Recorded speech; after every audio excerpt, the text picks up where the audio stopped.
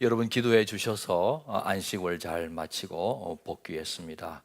주님 품 안에서 귀한 깨달음과 또 의미 있는 시간 갖게 되었습니다. 기도해 주신 여러분께 감사를 드립니다. 이미 광고 드린 대로 수해 피해가 적지 않습니다.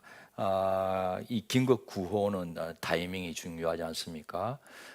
바로 우리 당회원들과 함께 모여서 의논을 했습니다. 그래서 우선 3천만 원을 책정해서 이 어려움을 당하고 있는 수재민들에게 보내자 결정을 했는데, 마침 이 섬진각 유역에 우리 교회와 이제 자매 결연을 맺었던 광양대광교회가 있습니다.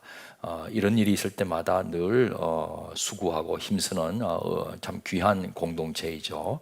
우리가 연락을 했더니 마침 구호 박스를 준비 중에 있었고, 그러면 우리도 참여하겠다 했어요. 아주 신속하게 일이 진행이 되었습니다. 그 교회와 연관이 되어 있는 시골의 여러 교회들에게 우리의 재정으로 만들어진 구호 박스가 전달되었고, 오늘 영상처럼 고마움을 표시해 왔습니다.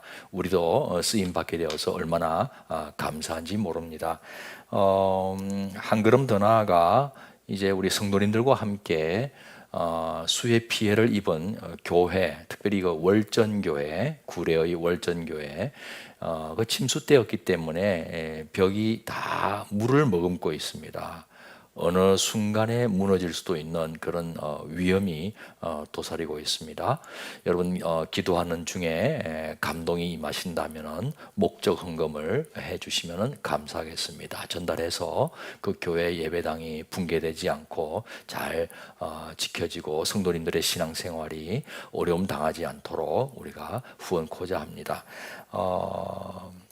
피해 입은 선진강 유역 주민들 그리고 월전교회가 속히 다시 일어설 수 있도록 기도해 주시면 감사하겠습니다. 사실 오늘 이제 안식을 마치고 첫 주일인데, 원래는 이제 광고 잘해서 다음 주일부터 학교에 들어가서 예배 드리려고 계획을 했습니다. 지난 10년 동안 함께 모여서 예배를 드렸던 우리의 그 학교 안 강당 많이 사모했거든요. 성도님들도 오시고 서로 같이 교제 나누면서 하나님을 예배하는 그 날을 손꼽아 기다렸는데 이번에 그게 또 잘 이루어지지 않게 되었습니다. 가을 신앙 사경회도 학교에서 하고 싶었는데 이루어질 수가 없게 되었습니다. 지난 주말부터 급격하게 이 코로나19 바이러스가 확산되는 바람에 쉽지 않게 되었습니다. 어쩔 수 없이 온라인으로 연결되는 것, 하나님과 우리 공동체 서로 또 이웃과 연결되는 것에 만족해야 할 것 같습니다. 꼭 지난 3월 그 대구의 신천지 발 폭정 사태로 돌아가 버린 것 같아서 너무 이제 속이 상하고 안타깝고, 이건 왜 이렇게 됐나 원망하고 싶고 또 탓도 하고 싶은 그런 마음이 있습니다. 하지만 우리는 예수님으로부터 누구를 원망하고 또 탓해도 된다고 그렇게 배우지를 않았습니다. 억울한 일 당해도 또 어떤 처지에 봉착을 해도 먼저 구할 것이 무엇인지 늘 생각하면서 살도록 부름받지 않았습니까? 우리가 목숨 걸고라도 먼저 구해야 할 것은 다른 게 아닙니다. 하나님의 나라와 하나님의 의 아니겠습니까? 하나님의 나라는 하나님의 통치가 이 땅에 임하는 그곳이 바로 하나님의 나라 아닙니까?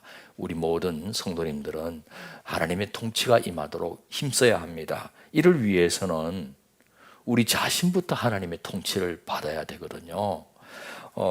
상대를 죽일 듯이 미워하고 증오하면서 나는 하나님 통치 받고 있는 천국 백성이다, 그렇게 말할 수 없잖아요. 상대도 하나님의 형상 따라 지음받은 존귀한 사람이에요. 생각이 달라도 우리가 살기등등한 모습을 띈다면 어찌 우리가 화해와 평화의 하나님 나라를 보여주고 있다고 주장할 수 있겠습니까? 우리는 하나님의 의도 먼저 구해야 합니다. 하나님의 의를 구하는 사람은 함부로 권력을 남용하지 않습니다. 권력은 이 공법에 따라서 사용해야 합니다. 공법을 무시하고 권력을 남용하면 하나님의 의를 이루지 못합니다. 또한 권력자나 공동체는 하나님의 마음을 품고 특별히 약자를 긍휼히 여기며 또 그 연약함을 감당해 주어야 합니다. 그것이 하나님의 공의라고 했습니다. 예수님께서도 지극히 작은 자를 돌보고 섬기는 것이 곧 나에게 한 것이라고 말씀하실 정도 아니었습니까? 우리 교회가 코로나 때문에 더 어려워진 그 쪽방촌 사람들 도왔고요. 또 선교사님들도 돌아보았고, 임대료도 제대로 내지 못하는 미자립 교회들을 섬겼지 않습니까? 이번에 폭우로 피해 입은 섬진강 유역의 주민들이나 붕괴 위험을 안고 있는 교회를 돕는 것도 하나님의 의를 이루는 것입니다. 하나님의 의가 작동하는 인생과 또 하나님의 의가 역사하는 공동체 속에 하나님의 나라가 임하는 것입니다. 여러분, 예수님께서는 비유를 통해서 하나님 나라가 어떤 곳이며 또 하나님 나라를 통치하시는 하나님의 마음은 무엇인지 가르쳐 주곤 하셨습니다. 이 누가복음 15장은요, 예수님의 세 가지 비유를 기록해 두고 있습니다. 모두가 무언가를 잃어버렸다가 찾았다는 그런 내용이에요. 또 되찾았을 때 아주 기뻐하는 모습도 기록해 두고 있습니다. 말로 다할 수 없는 하나님의 기쁨이겠죠. 오늘 본문은 그 세 번째 비유의 마지막 부분에 해당됩니다. 이 본문의 그 배경에는 아비의 가슴에 대못받고 가출해버린 둘째 아들의 이야기가 있습니다. 이 아들은 아버지에게 앞으로 자신이 받게 될 유산을 좀 미리 달라고 요구를 했습니다. 여러분, 유산은 부모가 돌아가셔야 받아도 받는 것 아니겠습니까? 당시 팔레스타인의 풍습으로 볼 때도 이 둘째 아들이 요구하고 있는 것은요, 아버지들을 빨리 죽으라는 소리나 다름없는 거예요. 정말 폐륜하죠, 폐륜화. 하지만 아버지는 아들이 원하는 대로 재산을 나누어 주었습니다. 둘째 아들은 이 재물을 갖고 아버지를 떠났습니다. 이 본문 앞에 13절 보니까 먼 나라로 갔다라고 기록을 해두고 있어요. 아버지로부터 멀리 떨어져 나갔다는 뜻입니다. 이 하나님 품을 떠나 아버지와의 관계가 깨어진 인류의 그 영적 현주소를 예수님께서 시사해 주시는 것이겠죠. 둘째 아들은 재산도 챙겼겠다. 이제 그 돈 가지고 마음대로 즐기기를 시작했습니다.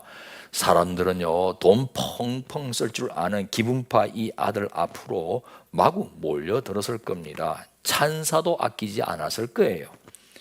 아들은 자신이 재산 챙겨서 아버지 집 떠나온 거 정말 잘한 선택이었고 이게 행복이다 싶었을 겁니다. 하지만 여러분, 그런 행복 오래 가지 않습니다. 허랑방탕해서 재산 다 탕진해 버렸습니다. 세상 냉정하거든요. 돈 떨어지니 다들 싸늘하게 등 돌리고 떠나갑니다. 남에게 베풀던 이 아들, 이제는 도리어 신세져야 하는 처지가 되니 누가 곁에 남아 있겠습니까? 세상 싸늘합니다. 허랑방탕, 탕진, 그리고 그 결국은 궁핍입니다. 예수님은 이 둘째 아들을 통해서 저 옛날 하나님 떠난 첫사람 아담 안에서 타락한 인류의 영적인 궁핍함을 투영시켜주고 있는 것입니다. 아버지 집을 떠날 때만 해도 영원히 행복할 것만 같았죠.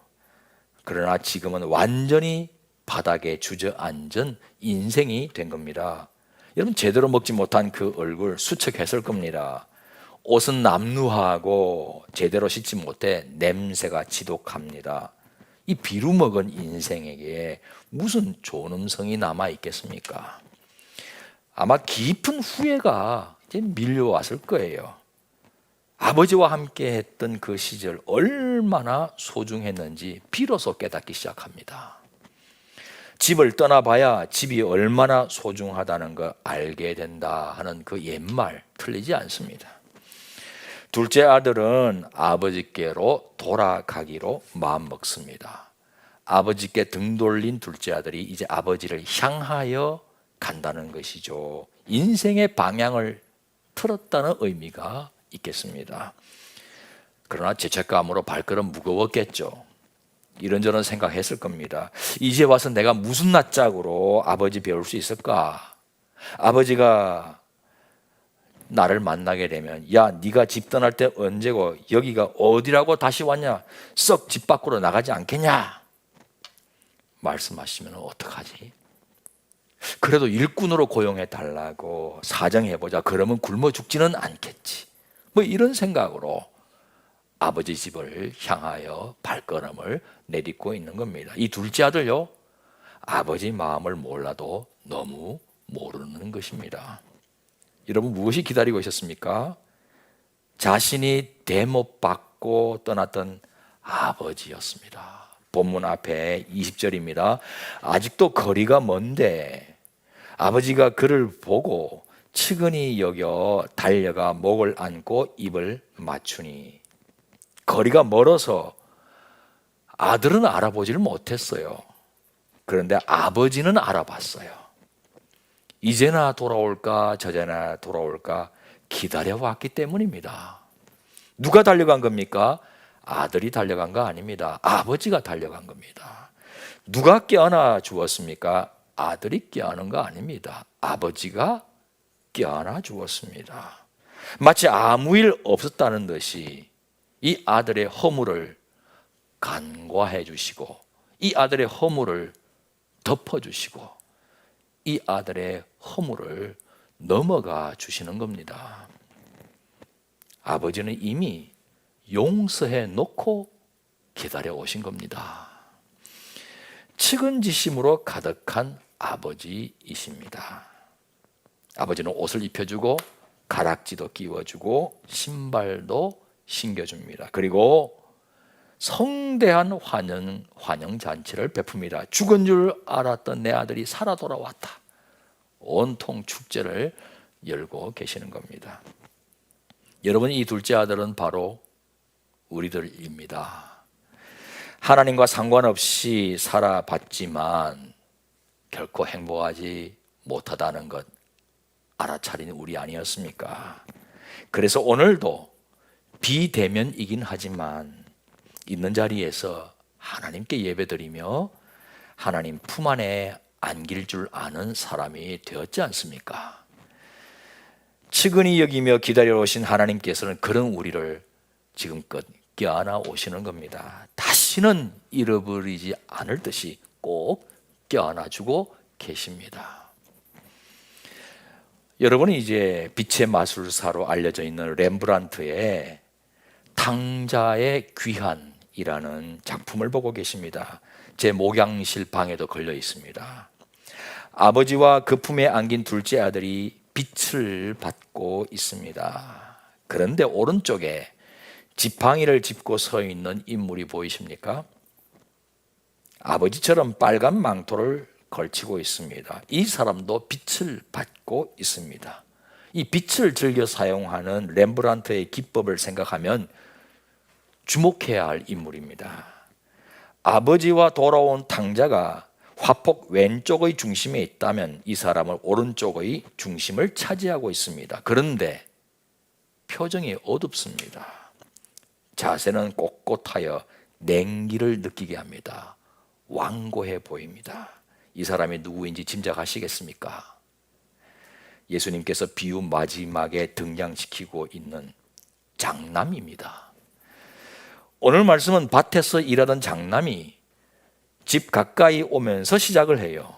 장남의 귀에는 때 아닌 풍악 소리와 춤추는 소리가 막 들려와요. 집안에 큰일이 있을 때마다 이 장남은 늘 아버지의 의논 대상이었거든요. 그런데 자신도 모르는 잔치가 있다니 어리둥절합니다. 종을 불러 물었습니다. 그런데 전혀 예상하지 못했던 소리를 듣습니다. 27절이죠. 당신의 동생이 돌아왔음에 당신의 아버지가 건강한 그를 다시 맞아들이게 됨으로 인하여 살진 송아지를 잡았나이다. 성경은 즉각적인 장남의 반응을 기록합니다. 28절. 그가 노하여 들어가고자 하지 아니하거늘. 돌아온 동생을 이 장남 기뻐하지 않습니다. 도리어 화를 내고 있습니다. 잔치에 참여하고 싶지도 않았습니다. 집 안으로 들어가는 것을 거부하고 집 밖에 머물러 있습니다. 그 이유가 29절 30절에 드러나고 있습니다. 내가 여러 해 아버지를 섬겨 명을 어김이 없거늘 내게는 염소 새끼라도 주어 나와 내 벗으로 즐기게 하신 일이 없더니 아버지의 살림을 창녀들과 함께 삼켜버린 이 아들이 돌아오매 이를 위하여 살진 송아지를 잡으셨나이다. 무슨 말입니까? 저는 아버지와 우리 집을 위해 뼈 빠지게 고생해 왔습니다. 죄는 페루나였고 개망난이 아닙니까? 아버지와 우리 가문에 깨친 경제적인 해악이 너무나 큽니다. 그런데 저에게는 그리도 인색하시더니 저한테는 이리도 후하십니까? 아버지 정말 섭섭합니다. 공정하지 않으십니다. 공평하지 않으십니다. 이 장남을 오중했으면 동생이라는 호칭도 쓰지 않았습니다. 이 아들이라고 했습니다. 쟤는 아버지에게는 아들인지 몰라도 나에겐 동생 아닙니다 라고 말하고 싶었던 게지요. 지금 장남은 잠시 불빛으로 환해진 이 집 안으로 들어가기를 거부하고 있습니다. 해가 진 뒤에 찾아온 어두움 속에 차라리 머무는 것이 마음이 편하다는 것입니다. 그동안 집 밖의 어두움 속에서 방황하던 둘째 아들은 이제 집 안의 광명 속에 들어가 있습니다. 반대로 집 안에서 반듯하게 살아왔던 장남은 도리어 집 밖의 어두움 속에 갇혀 있습니다. 이러니 장남도 아버지 품으로 돌아와야 할 탕자 아니겠습니까? 렘브란트는 이 장남도 꼭 같은 무게로 그려 넣고 싶었던 겁니다. 그러므로 렘브란트의 작품 이름을 탕자의 귀한이라고 하기보다 탕자들의 귀한이라고 하는 것이 더 정확하겠습니다. 탕자가 둘입니다. 여러분, 이 장남은 누구를 비유하고 있는 것입니까? 누가복음 15장 1절에서 3절 보면 예수님께서 비유를 들려주신 이유가 나옵니다. 모든 세리와 죄인들이 말씀을 들으러 가까이 나오니 바리새인과 서기관들이 수군거려 이르되 이 사람이 죄인을 영접하고 음식을 같이 먹는다 하더라. 예수께서 그들에게 이 비유로 이르시되 하면서 세 가지 비유를 나열하십니다. 세리와 죄인들을 환대하시는 예수님에 대해 수군거리고 있는 바리새인과 서기관 때문에 비유를 들려주신 겁니다. 장남은 다름 아니라 이 바리새인과 서기관들을 가리키는 겁니다. 너희 바리새인과 서기관들아, 잘 들어라. 하나님께서는 이 세리와 죄인들을 잃었다가 찾은 한 마리로 여기고 동전 한 잎으로 여기며 둘째 아들로 받아들인다. 하나님께서는 지금 너무너무 이들을 기뻐하신다. 나도 그 기쁨을 인하여서 저들과 축제 식사를 벌이고 싶단 말이다. 너희가 하나님 가까이 지내왔던 것은 사실이다. 잘했다. 그런데 하나님 품에 돌아온 세리와 죄인을 이다지도 미워하니 동생 미워하는 장남이나 다름없다. 너희도 탕자다. 그런데 말입니다. 한때 둘째 아들이었던 우리도 어느새 첫째 아들로 바뀐 것은 아닌가 하는 것입니다. 이런저런 이유로 사람을 환대하지 못하고 산다면 우리 안에도 이 장남이 도사리고 있는 겁니다. 별로 충성하지도 않던 사람은 선택받는데 정말 충성하고 있는 나는 주목받지도 못하고 있다며 서운해한다면 여러분도 장남일 수 있습니다.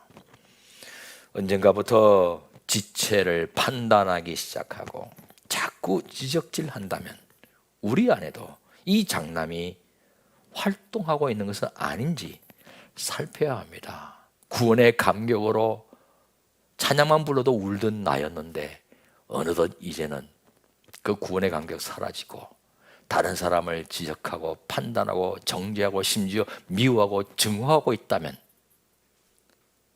나도 이제 첫째 아들 장남 아닌가 하는 것을 살펴야 한다, 이 말씀입니다. 장남이 화를 내고 있는 원인이 무엇인지 아십니까? 29절 보세요. 내가 여러 해 아버지를 섬겨 명을 어김이 없거늘. 이 섬긴다는 단어는 종이나 노예가 하는 행위를 가리켜요. 내가 아버지를 노비처럼 섬겼다는 뜻입니다. 일한 만큼 대가 받는다고 생각했습니다. 그러니 장남은 사랑으로 일을 한 게 아니었습니다. 의무감에서 또 대가를 바라고 일하였던 겁니다. 그런데 여러분 아세요? 아버지가 자식에게 베푸는 호의는 자녀로 태어났다는 이유만으로 거저 주시는 은혜 아닙니까? 장남은 그것을 몰랐습니다. 은혜를 몰랐습니다. 이 장남을 아버지가 이제 어떻게 대하십니까? 28절 다시 봅니다. 그가 노하여 들어가고자 하지 아니하거늘 아버지가 나와서 권한대. 아버지는 장남이 집 안으로 들어오지 않으려 한다는 이야기를 전해 듣고 아버지가 직접 집 밖으로 장남이 있는 곳으로 나갑니다. 마치 둘째 아들이 귀향하는 것을 알아보고 먼저 뛰어나간 것과 같다고나 할까요? 31절에서는 예라고 장남을 부릅니다. 헬라말로 테크논이에요. 테크논. 아주 깊은 애정이 어려있는 호칭입니다. 예야.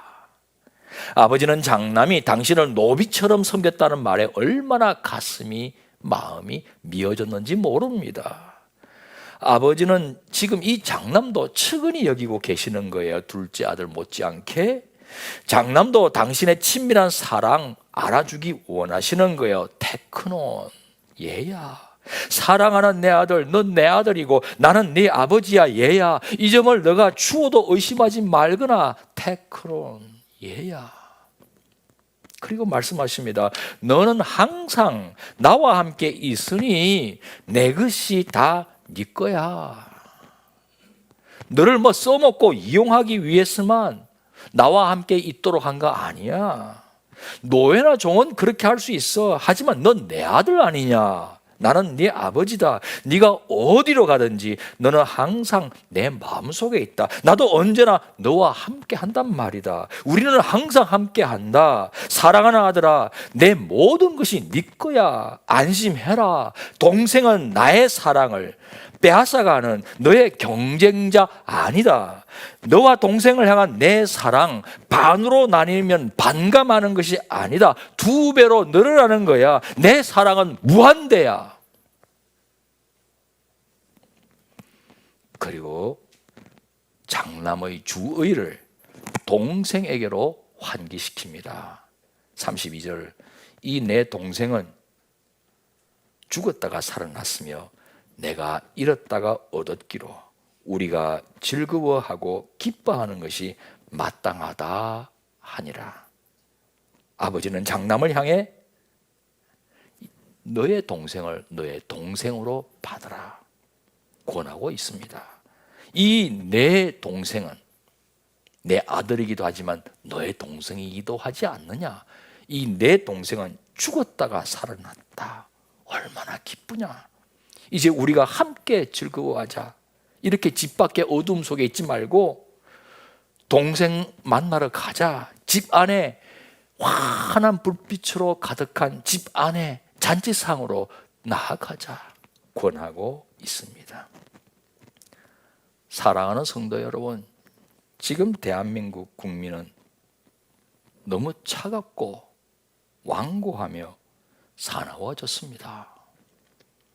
서로 죽일 듯이 싸우는 것 같습니다. 저 옛날 일제 치하에서 다 같이 힘을 합쳐서 결국은 독립을 얻어내지 않았습니까?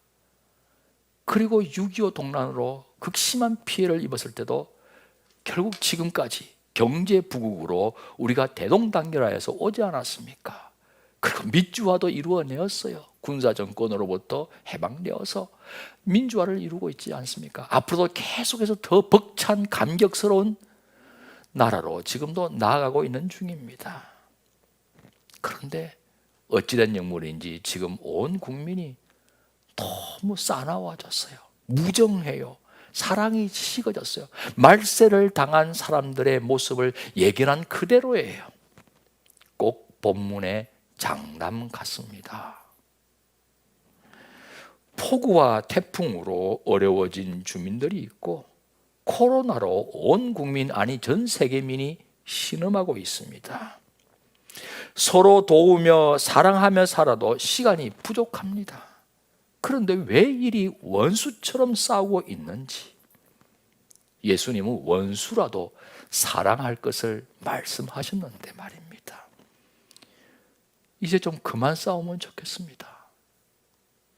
우리를 내려다보고 계시는 아버지 하나님 마음이 어떠하겠습니까? 사랑하는 성도 여러분, 하나님께서 우리들을 측은히 여기고 품어주신 그것처럼 우리도 서로를 측은히 대하고 따뜻하게 환대하며 살아가십시다. 그 속에 하나님의 의가 작동되는 것이고 하나님의 나라가 임하는 것입니다. 하나님의 의를 이루어 하나님 나라가 임하는 성도님과 우리 교회 되기를 주님의 이름으로 축원합니다. 일어나셔서 결단의 찬양 드리겠습니다.